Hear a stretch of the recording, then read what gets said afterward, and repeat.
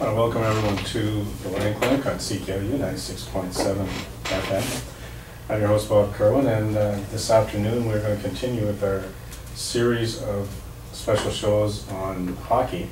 In the studio with me today we have Rob Mazuku, who is the new commissioner of the Northern Ontario Junior Hockey League. Rob, welcome to Laurentian. Thanks very much for having me, Bob. I understand this isn't your first time at Laurentian. You've been around? Yeah, I've been through here a few times, around the grounds and, sporting activities and stuff. And you've been around Sudbury your entire life, right? Yeah. Grew up in Cape Breton. Grew up in Cape Breton, so Born and raised, yeah. Born and raised. Played hockey here too. Minor hockey, Cape Breton minor hockey. Then I played for the North Bay Trappers my junior year. Got drafted by the Wolves. Played for the Wolves and the Sioux Greyhounds. Then I went to university in St. Francis Xavier in East Coast. The Wolves, were they part of the OHL or were they part of the? Yeah, back then they were part of the Ontario Hockey League. The Ontario Hockey League. So you've played at this level of hockey, and now you're commissioner of the Northern Ontario Junior Hockey League. Can you tell us a little bit about the league? Because one of the difficulties that people have is identifying the NOJHL, because we have the OHL in town, and yet I know my kids, one of my sons refereed in both leagues, and a lot of people think that it's a feeder system to the OHL, but I think it's a little bit more than just a feeder system. It's probably a development league. I'll let you kind of lay it out. What is the NOJHL, and what's the identity that you'd like people to get from it? The NOJHL is classified as a junior A league. The OHL, Sudbury Wolves, where they play as major junior. So we're 7 teams in Northern Ontario: Sioux Eagles, Sioux Michigan, Sioux Thunderbirds, Blind River Beavers, Sudbury Cubs, the North Bay Trappers, Kirkland Lake Blue Devils, and the Abitibi Eskimos from Iroquois Falls. Now, that league was the league that the Rayside Sabercats played in, right? Yeah, way back. Back in I think the mid-'80s, late-'80s. And this is our 50th anniversary that the league was formed in 1962. 50th anniversary? This year. Yeah. So they were playing before the OHL came in? Yeah, you go back to the days of, I think it was Red McCarthy in Espanola, Angelo Bambaco in the Sioux, and Max Silverman, I believe, in Sudbury, were the ones that originally started the league back in '62, and Espanola Eagles back in those days. Yeah, 'cause I remember going to high school, and some of the students at Lively High School were playing for the Sudbury team. I think Espanola had a team, yeah, Espanola Eagles back then, and I mean it was quite a brand of hockey, and I've often told people that I've talked to, I said, when you talk about violence in hockey, if you grew up watching the old Sudbury Wolves play, this is tame compared to some of those rough and tumble games I can remember. Jerry Eagers used to be toil the blue line for Sudbury Wolves for a while. And, there was some pretty heavy hitting in this league. Well, hockey, if you go back and far enough and talk to some of the older guys who played in this league, they'll tell you the hockey was a lot tougher back then than it is today. But you go back to those days, and it's progressed like everything else in hockey. It's the game has gotten quicker, faster. Players are bigger, stronger. And we talked about this before on the phone. The one common thing that has not changed since I played for the Sudbury Wolves, and whoever else played for the Sudbury Wolves 30 years ago, is the arena's the same size. Right. And that's, what the issue we'll be talking about was one of the suggestions of some of the retired pro hockey players about making the rink bigger. But, that's... Yeah, those players are big now. Oh, yeah. You watch the Wolves come walking out of the dressing room. Yeah, they're bigger, like stronger. They're gladiators. They're trained 12 months a year. Yeah.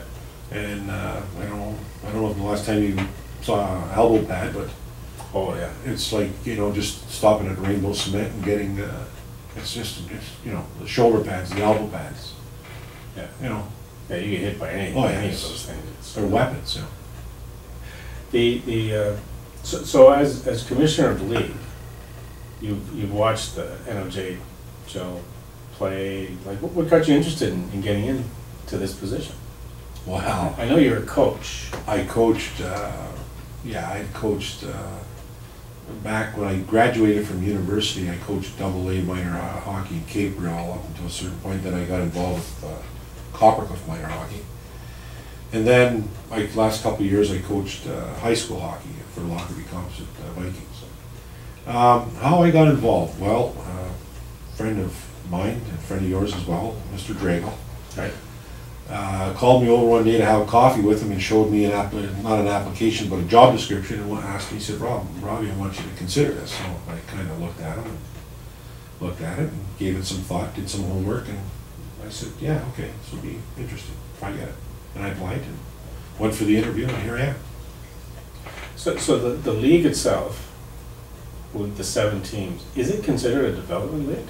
Yeah, it is. I would, you know, the best development junior league in the world is obviously the Ontario Hockey League. We are a development league because the players from our league, some do go to the Ontario Hockey League, some go to the CIS university teams in Canada, some do get scholarships, NCAA Division I, Division III. Some do go down to play hockey in semi-professional leagues in the United States.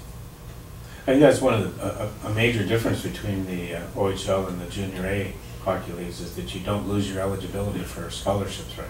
Yeah, that's the important thing. Is one of the key things about our league is if you play at our level, you still have the ability to go to the university in the States for a full scholarship. And a lot of players who could play in the OHL do play, whether it's in our league, in the NOJHL, or the Ontario Junior League, or the Central Canadian League. They stay within that Junior A level to maintain their amateur status. But from a professional career status, would many players be able to jump into pros from the Junior A level as opposed to the OHL? If you want to make it as a career player, are you taking a difficult route if you stay in the Junior A level? I think so, but if you're that good a hockey player, and it's all about development. Some kids are really good at 14, 15, 16, or 17, and other kids develop later on. So, you know, you might be 17, try out for a major junior team, not make it, get sent down to the Junior A team, and a couple years later you get more developed. You know, 5 years down the road, when you look at the guy that was the first round pick versus the guy that was the 8th round pick, where are they now, you know? So, Yeah. it's So it might become a different route. I'm noticing that, and you coached at the high school level, so you might know this more than myself, but I think there seems to be more of an acceptance among young people to take the university route and then go into professional hockey than there was back 20, 30, 40 years ago, where it was all you had to go through the OHL and then become a pro in the minor pros. You're starting to hear about more and more, especially people from the United States, breaking into pro hockey after they've got to a degree, that they've gone through the NCAA program, and they've grabbed basically like the football and the baseball and the basketball, that they go through their development through education first. Do you think we'll ever in Canada get to that point where maybe the Junior A leagues will be as strong an option for people to get to the pro level as the OHL? I doubt it. I don't think. That's kind of pie in the sky. Yeah, I think so. I think the OHL will be, you know, they are the best, and they'll maintain to be the best. So if you want to get in pros, you basically have to play with the best. Well, you know, listen, I'm sure there are many success stories of kids who went the college route, and you know, I've got a list of them here. You know, that went through Junior A, and then went on to school, and then went on to the NHL. There are stories like that.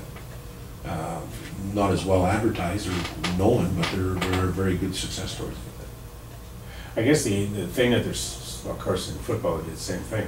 I guess you're sacrificing some pretty prime years if you're go to university before you jump into the pros.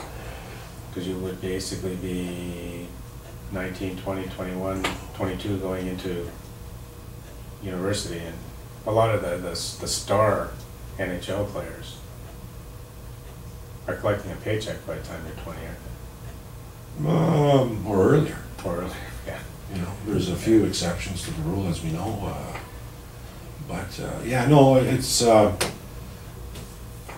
when you look at the makeup of the Ontario League going to pro, there's always a couple star players on every team that seem to weed their way up to the pros, like, you know, Taylor Hall from Edmonton, Sagan. There's always a couple core, 3 or 4, you know, John Tavares, that make it and stick.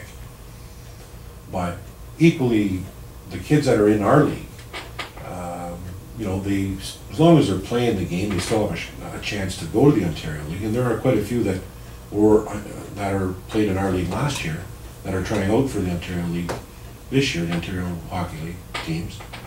And, you know, it's not over, but it's all about development. Like I said, some kids do not mature to the point where another extra year in junior A might make the difference in them going up to the OHL or getting a scholarship. Mm-hmm. And then, you know, when you're in junior A year longer, you know, you're saying, well, you know, I want to get to major junior, but somebody comes along, you know, and throws a scholarship your way. It kind of changes the outcome of life, right? A little bit. It should make you think about it. Yeah, more of a guarantee. Well, you know, you don't want to be, I remember this, and I think about it all the time, but when I was done playing junior hockey, my last game was captain of the Sudbury Wolves. I come in the dressing room, I'm getting changed, I'm taking off my gear, and I said to myself, I'm 20 years old, I got a grade 12 now, what? You know?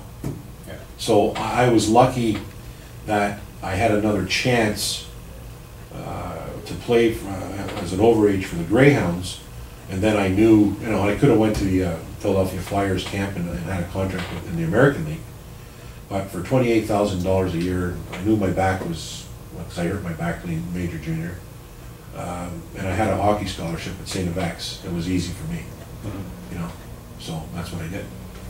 Yeah.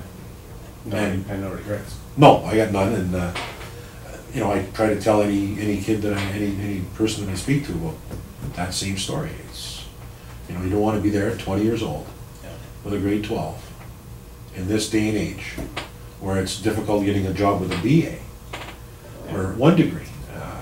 Where are you going to go with a grade 12? Yeah. Who was the commissioner before you? Hector Sagan. Hector Sagan. He's my right-hand man, executive assistant. Your background in the OHL and your playing background and your experience with the high school players, that should serve you well in this job. I hope so. You got some insight into it. Yeah, I know. I know the game well, and you know, it's pretty easy to follow rules, guidelines, and protocols, which I'm trying to really enforce more so this year than I guess previous years within the league. But I know the game. You know, it's changed. Like I said, the rules have changed. I've, you know, changed my outlook of hockey from 10 years ago, from what it was when I played. You know, so things progress and changes have to be made, and I've hopefully changed in the right way. Is the league fairly competitive, or do you have some pretty strong teams? Well, yeah, 7 teams. We had 8, and then there was a team that bowed out last year to Miscami for a wide variety of reasons. But 7 teams. I would say this year it'll be a lot more balanced than most people think. From what people I've talked to, not just the teams, you know, they're going to give me the spin on, you know, how great they are and everything else, but certain people I know in certain places I've talked to have seen practice and tryouts. It's still early, but I think it'll be fairly competitive. And like I tell everybody, you know, who's ever won a Stanley Cup in September? You know, so it's a long season. They're all contenders. They're all contenders now, but like, you know, everybody's saying they're going to do this, and we're going for the Dudley Hewitt Cup, and we're going to, you know, I've never seen any championship in hockey ever awarded until September, so it's a long road. I think it's something that a lot of people my age can remember, that there seemed to be a real imbalance in the league, that there were always one or two real strong teams and they would blow out the real weak teams, and then there was a kind of group of teams in the middle that seemed to be a place to play.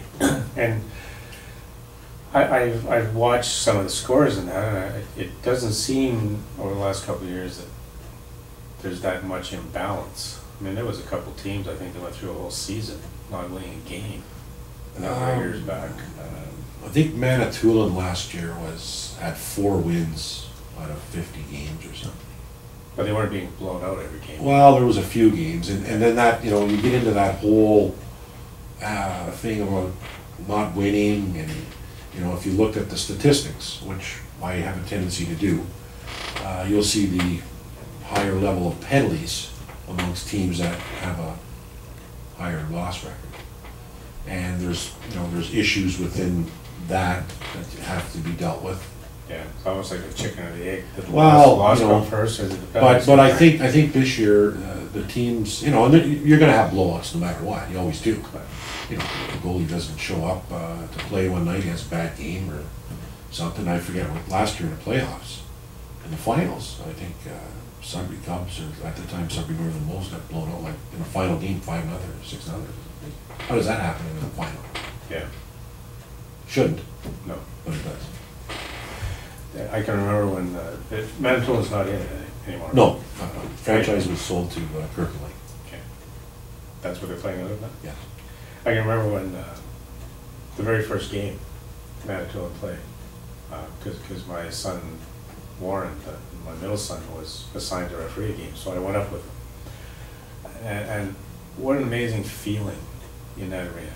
Like, that arena that night, and I've gone on my website and after the whistle, it's just, like, they told me that it was rated for 800, and that was what they were going with the standings, but with the statistics, but they said they knew it was closer to 1,200, but they would never say that publicly because it was fire call. Yeah. But it was just a phenomenal feeling for a community to get their junior 18, and me coming from the valley, accustomed to race-side playing. I think they were playing the Sioux, the United States team, Sioux Thunderbirds. No, Sioux Eagles. Sioux Indians at the time. Whatever team it was, yeah, that was their Indians first then changed to the Eagles. Okay, and it was just, I thought, wow, if you could capture that sense back in Sudbury, because I was accustomed to going to games where even at Rayside, the rink was half empty, and that was the only show in town. And I know that the Sudbury entry plays Coppercliff, and quite often it was, if you weren't related to the players, there wasn't anyone in the stands, and it was fairly good hockey. It is. It's